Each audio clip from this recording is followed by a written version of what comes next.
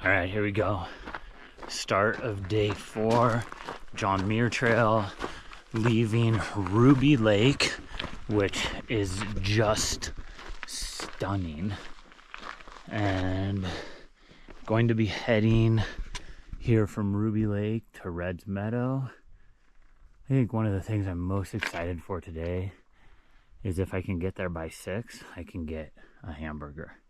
I don't know if you can see how crystal clear this is. You can just see to the bottom of this, right? There's still snow here. It is just absolutely beautiful out here. All right, I'll get you some more beautiful stuff while I hike today.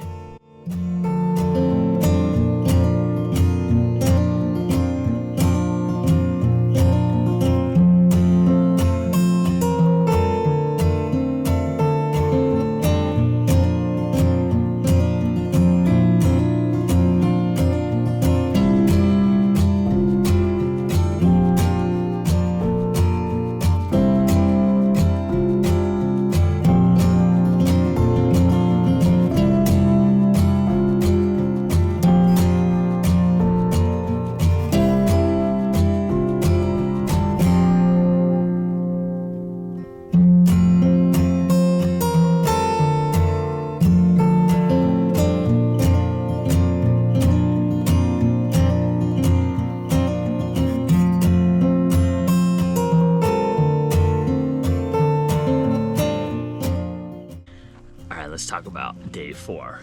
I think I'm gonna move to this format where I'm gonna reflect on the day, like yesterday in the morning. So trying to straighten out this angle, but looks like we might not get that.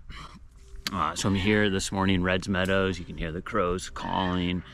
Yesterday I started at Ruby Lake in the Ansel Adams Wilderness, and it was by far some of the most beautiful country that I have ever seen. I woke up earlier than normal, woke up at around 6, got on trail at about 7:45, and as I've been processing, kind of that's my new goal. I want to get on trail by 7:30, 8 o'clock. I want to be to camp by 5 o'clock. I'm gonna eat my breakfast here in a second. I've been cold soaking my oatmeal, so I can talk a little bit about that. But I want to talk about the trail and what it was like yesterday. Leaving Ruby Lake, walking into Garnet Lake and Shadow Lake, it is absolutely phenomenal in there. Just the beauty of those lakes, the mountains jetting out, snow on them. I was just amazed at the beauty that God has created out here. Places I don't get an opportunity to get to all the time. Yesterday, what was kind of interesting about the trail, I think I did about 18 miles is what my watch said. I had a little bit of an uphill. It was kind of like up to Garnet, down, hit a couple of these ups. The out of Shadow Lake, it was pretty steep. That was a long haul. It wasn't horrible.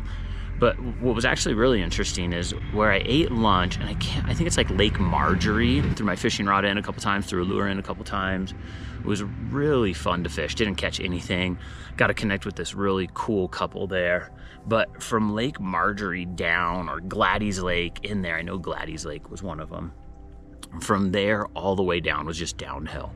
And I want to say it was probably around 10 miles of downhill, mostly downhill. And it was just through this kind of dry, I would call it an old growth forest, which had a bunch of big trees. Probably some windstorm came through and they were snapped, falling on the ground, and it's just downhill, downhill, downhill. And I was super grateful because one guy told me, he said, make sure you fill up water. Make sure you have enough water because you got 5 to 6 miles till your next water source. And boy, was he right. That was exactly, I was glad I had water. There was this great creek to cross. Someone told me what it was. I think it was called Rush Creek, but don't quote me on that. I had to take off my shoes to cross. Felt really good because I'm starting to get some blisters on my heels, and those aren't feeling that great. And so then I came into camp here at Red's Meadow, and it was so great to take my backpack off at 4:30 to be into camp. Oh, and I forgot to tell you, I stopped at Devil's Post Pile. It is this crazy rock formation that is just like jetting out of the ground. And I always ask myself when I come to these places, like, who found this? Like, who was just walking in here one day? And there's a big river. I thought maybe some guy was fishing and he came over here to take a nap or something. I don't know. But I digress. But the Devil's Postpile is just phenomenal, and the road is closed right now, Monday through Thursday. So I'm at Devil's Postpile all by myself, not another soul there. It was crazy. Come in to Red's Meadow, no one's in the campground, maybe two like camp like, because you just can't drive anywhere, so the road's shut. So I was able to get any site that I wanted, got a great site, walked over here. Let me show you, I'll twist this a little. Walked over here to Red's Meadows. Over here is a store. It's closed right now for the morning. And then over here is where they cook food. And I really had intended to show you the cheeseburger, the double cheeseburger that I got last night, but I literally opened the box and just started eating it. I was so hungry and so ready. I'd been thinking about this cheeseburger for a couple days. And this was really cool. I sat down, there was a bunch of people over there, 20, 25 people. I sat at a table, and one of the things, you're just chatting with people and you ask them, you know, where are you from? And I asked one guy, I'm like, where are you from? He's like, Ventura. I'm like, no way, I'm from Ventura. And so met a guy, he's actually from Ojai, another guy from Santa Barbara. Ate dinner with them, hung.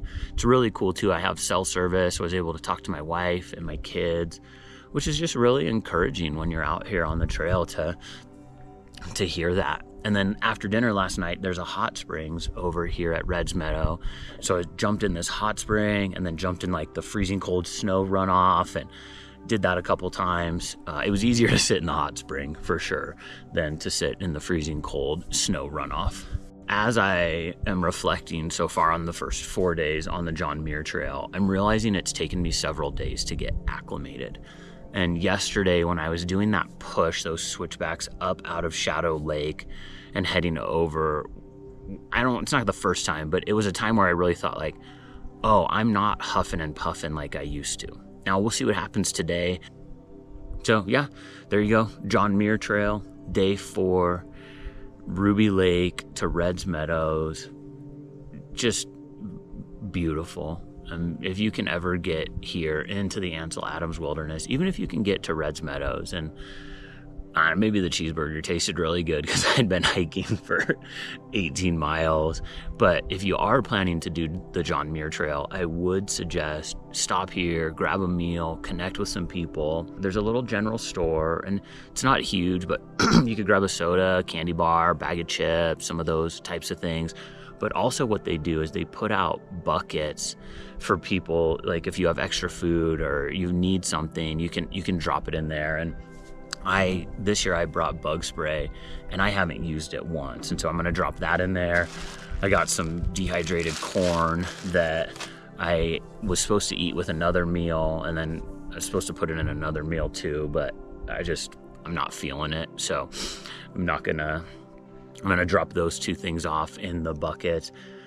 I wouldn't, like if you were planning on coming through here and going like, oh, I'm just gonna resupply out of those buckets, I wouldn't recommend it. I would recommend do some pick and choose. You could grab a couple things if you wanted to, but I didn't see like tons of meals. I did see a lot of like what I would call unlabeled bags. There was this one bag of just like some powder, and I thought, oh, maybe someone just brought a Ziploc baggie full of protein powder. There's a couple of things of peanut butter in there, a couple of things of jelly. So like if you wanted, peanut butter and jelly sandwiches or peanut butter and jelly tortillas, you might be able to scrounge a little from there. One of the guys who I was hanging out with got a like bag of gummy worms. I thought, whoa, that was a score. So there's just kind of some tidbits for you if you're stopping at Red's Meadows. And they also too have a great restroom with warm water. You can wash your hands, and they have water you don't have to filter.